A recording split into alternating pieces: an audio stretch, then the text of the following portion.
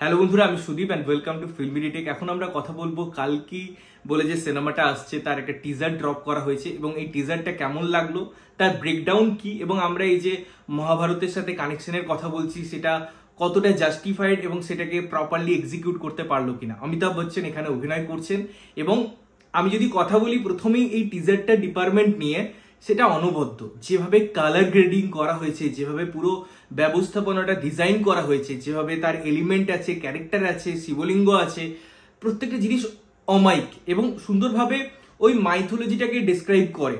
এবারে যদি আমাকে এই সিনেমাটাকে নিয়ে কথা বলতে হয়, অবশ্যই যে মহাভারতের রেফারেন্সের কথা আসবে, সেখানে বেশ কিছু কথা বলতে হবে। প্রথমত আমি যদি এই যে কল্কি কথা বলছি, বা সেখানে অবশ্যই একজন মানুষ যে ক্যারেক্টারটা অমিতাভ বচ্চন প্লে করছেন তার কি হয়েছিল। তো প্রথমত অশ্বত্থামা ব্যাপারটা মহাভারতের সাথে বা এই যুগটার সাথে খুব একটা ইম্পর্টেন্ট রোল প্লে করে আছে। শুধুমাত্র অশ্বত্থামা নিজে নয়, তার বাবা এবং মৃত্যুর কারণ অশ্বত্থামা হত ইতি গজ, এরকম কথা সেটা মহাভারতে বিভিন্ন বাঁক ঘুরিয়েছিল।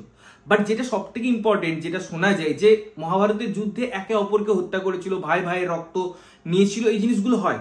বাট অশ্বত্থামা যে ঘোর অপরাধটা করেছিল, তিনি হচ্ছে একজন শিশু যে তখনও ভূমিষ্ঠ হয়নি, তাকে ব্রহ্মাস্ত্র দিয়ে অ্যাটাক করেছিল। তার ফলে যে ঘটনাটা ঘটে সেটা কৃষ্ণ ঘটায়। তার কপালে একটা মণি থাকতো, যে মণিটার রিপ্রেজেন্টেশন আমরা এই টিজারটার মধ্যেও দেখছি। সেই মণিটাকে নষ্ট করে দেয় এবং তাকে অভিশাপ দেয় যে সময়ের শেষ পর্যন্ত সে জীবিত থাকবে, তার মধ্যে রোগ থাকবে, তার মধ্যে ব্যাধি থাকবে, লোকে তার কাছে যাবে না, কিন্তু সে জীবিত থাকবে।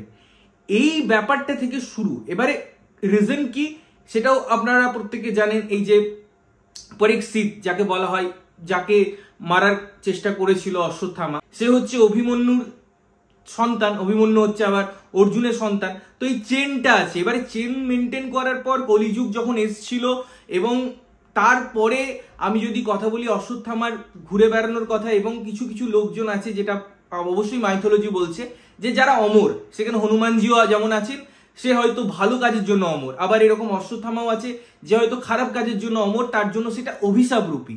এবারে সবকিছু থাকলেও একটা ভগবান আছেন যিনি হচ্ছেন শিব, যে সবার আরাধ্য। এটা কিন্তু ট্রু। মানে আমরা যতটুকু মাইথোলজি দেখেছি, সে ভগবানেরও আরাধ্য, ওই জন্য তাকে দেবাদিদেব বলা হয়।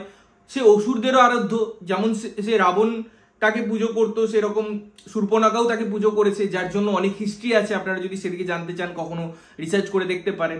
আবার এদিকে আমরা দেখতে পাচ্ছি যে অশ্বত্থামাও শিবজিরই পুজো করছে।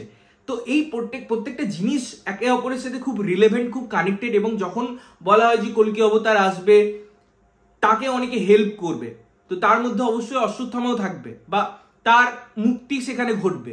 তো এই জিনিসগুলোকে যখন দেখাতে গিয়ে মেকআপ লুক দেওয়া হয়েছে অমিতাভ বচ্চনের, তার মধ্যে একটা সময় দেখতে পাচ্ছি যখন সে সুস্থ, তার মনিটা জল করছে। পরে সেটা একটা সময় জল করে, কিন্তু বেশিরভাগ সময় সেটা ফোকাসে থাকে না। তার গায়ে আমরা ঘাগুলো দেখতে পাচ্ছি, অর্থাৎ সে জরাজীর্ণ অবস্থায় আছে। তো ডিটেলিং এর ক্ষেত্রে দারুণভাবে সেটা ইনকর্পোরেট করা হয়েছে, এক্সিকিউট করা হয়েছে, এবং প্রত্যেকটা জিনিস যথাযথ। অমিতাভ বচ্চন নিজে একজন অসাধারণ অভিনেতা, এবং এরকম ক্যারেক্টারকে যে তিনি ভাবে ফুটিয়ে তুলেছেন, এবং সত্যি বলতে এই বয়সে এরকম একটা নেগেটিভ ক্যারেক্টার, মহাভারতের যদি আমরা নেগেটিভ ক্যারেক্টারগুলো নিয়ে কথা বলি, তার মধ্যে সব থেকে নেগেটিভ ক্যারেক্টার অশ্বত্থামাকে কিন্তু ধরা হয়। তো এই ক্যারেক্টারটা করা ইটসেলফ চ্যালেঞ্জ, এরকম নেগেটিভ সেটকে রিপ্রেজেন্ট করা ইটসেলফ চ্যালেঞ্জ। তো সেই জিনিসটাই কিভাবে পুরো সিনেমায় তিনি ফুটিয়ে তোলেন সেটা দেখার অবশ্যই অপেক্ষায় থাকবো। বাট টিজারটি ইটসেলফ দারুণ।